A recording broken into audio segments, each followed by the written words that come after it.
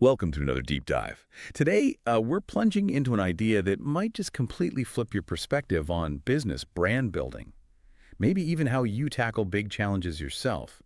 We're going to explore how something we usually, try to avoid could actually be your biggest asset. So for this, we're drawing on some really thought-provoking stuff from Gonzalo Malo Rodriguez. He's the founder of the digital agency Jelly. And specifically, there's this article where he puts forward a pretty radical idea. The problem itself. That should be the absolute center of your business, the key to success. Yeah, and our mission today really is to unpack that. How does embracing problems, instead of dodging them, how does that spark a real cause? How does it pull people together and help build brands that actually matter, brands that stick around? Get ready, because you might find you get a whole new way of looking at challenges after this. Okay, so let's get right into this kind of radical idea. The article basically asks, what if a problem, something we naturally shy away from, is actually the best thing that could happen when you're starting a business or building a brand? That's a bit of a head spinner, isn't it? It absolutely is. It really goes against the grain. Gonzalo calls it the framework for change. And yeah, it positions the problem as the ideal starting block. It's not about being negative, not at all. It's seeing the problem as, and I'm quoting here, the fuel we need to develop solutions that add value to people's lives. hmm So it completely reframes how we look at obstacles. It's not avoidance, it's engagement.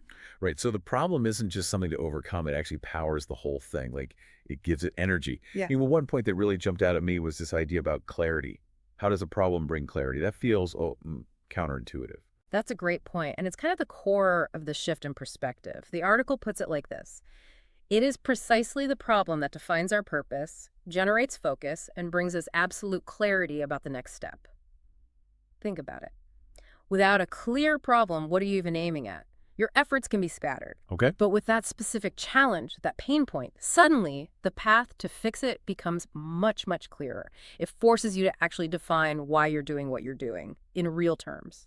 So the clarity comes because the problem itself acts like a signpost, pointing directly towards the solution, maybe? Yep. Takes away the guesswork. Exactly. It defines your mission in a way that just, aiming for a better future doesn't. Which leads into that other point the article makes, that just vaguely imagining a better future isn't really enough to drive change or build something solid. Why is that vague hope weaker than a concrete problem? Well, because hope is passive, right? A problem demands action. The article says it's fundamental to actively build a powerful cause that inspires people to unite around a greater good. A cause needs something to push against, an enemy, a challenge. That's what gets people moving. That's what rallies the troops, so to speak. Yeah, and that connects directly to what we see with brands that really resonate. The article notes, great brands are not born only from good intentions, but from true causes. Causes that mobilize teams in creating products so relevant that they become indispensable. I mean, think about the brands you rely on. They probably solved a real headache for you at some point. Definitely. But here's a crucial distinction the article makes. Purpose is essential to create a genuine cause. Absolutely. But, and this is important, it's not enough to guarantee business success. If it were that simple, right? Every company could just write a nice mission statement and, wait for the money to roll in. Ah, yeah, if only. We all know it's more complicated than that. A noble cause is vital, it's the foundation, but you need more structure on top. Which is where the product comes in. The article puts it really simply. The product is our answer to the problem. It's the tangible thing that addresses the issue you identified. It's the solution, yeah. But then comes the decider. The article is clear. Positioning is king. Yeah. And this is fascinating because positioning is all about how you want to be seen, especially compared to everyone else out there, your competition. Right. And it says this positioning guides all our strategic decisions. You absolutely need clarity on what makes you different and who exactly you're trying to reach, your target audience. It's like the compass for your strategy, making sure your solution actually finds the people who need it. Okay, so we start with the problem. We build a product as the answer. We position it carefully. But how do we increase the odds it actually works? This is where that really counterintuitive strategy comes in, the one called inverse thinking. Instead of dreaming up the perfect solution first, you start by identifying all the roadblocks, all the things that could possibly go wrong and stop your product succeeding. Doesn't that sound a bit, negative? Focusing on failure. It does sound negative, yeah, I get that.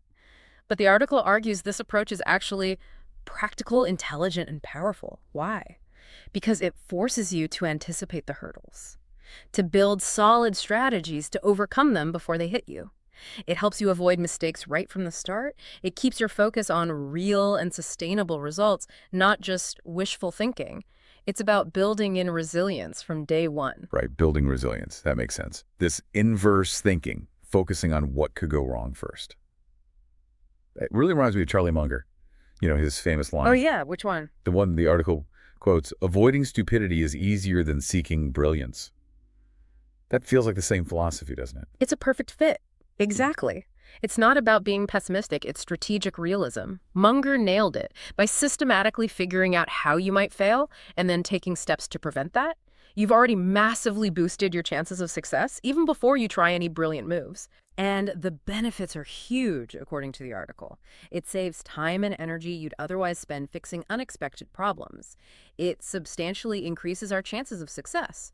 And maybe just as importantly, by clearing away those potential obstacles early on, it frees up mental and creative space for continuous innovation and constant improvement. That's interesting. You're not constantly firefighting preventable issues. Precisely. Think about how much creative energy gets drained just dealing with stuff that maybe with a bit of inverse thinking could have been avoided.